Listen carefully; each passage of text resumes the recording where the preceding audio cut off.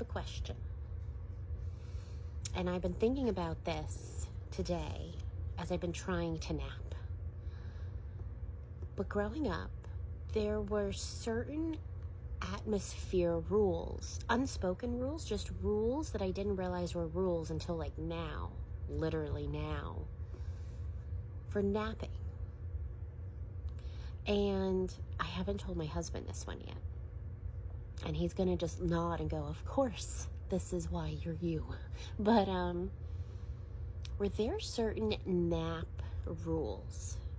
I'm not talking like how long, what time of day.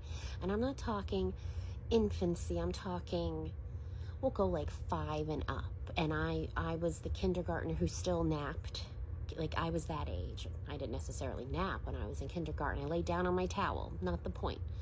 But so I'm of the generation where naps were still had in kindergarten on your little bath towel. That was, always the nap towel for school. But anyway, I'm talking naps at home. And I'm like, okay, maybe these were like realistic rules so that your body knew it was a nap and not like a long time nighttime sleep. But here we go.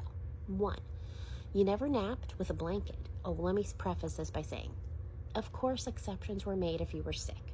I'm talking, it's a random Tuesday, it's a random Sunday, and you're taking a nap. 1, you never napped with a blanket, a sheet, a cover sheet, a quilt, a comforter, nothing. You just lay down and you were exposed to the elements. No blanket. 2, you preferably napped anywhere but a bed. And if you did nap in a bed, it was a timed nap. Thinking if you were laying down in the bed, your body is going to think it's bedtime. Versus on a couch, your body knows this isn't bedtime. Again, and in those locations, no blankets. You're just there. 2, there were no efforts made to darken the room. Like, we're in Florida. You're going to put up your shades and stuff to keep out the heat. But, like, you didn't put on an eye mask. You didn't, draw extra curtains to darken it on purpose for sleeping, napping. Like, for instance, my dad wore an eye mask to bed, but he did not wear it when he was napping. That was nighttime sleep only. And 2, no efforts were made to change volume in the house. Again, unless you were sick or there was like a migraine. But if you were just napping, everything went on as usual. Nothing was louder than usual, but nothing was softer than usual. And you never napped before lunch. You always napped after lunch. I think that, another thing is, you didn't change out of your clothing. Like, I wear a shmata when I'm home. Like, I got my out in public clothing, and then when I'm home, you see people change into pajamas or sweatpants. Like, I have a shmata where if I have to run to the urgent care or the grocery store, I'm still presentable, but I would not willingly be seen out like this. I'll walk the dog like this, but I'm not going to go to like a store shopping public on purpose like this.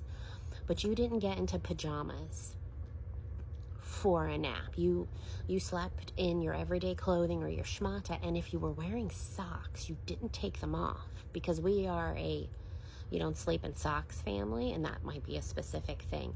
So if you took off your sneakers, you kept your socks on for your nap, because taking off those socks meant nighttime sleep. This is explaining so much about me.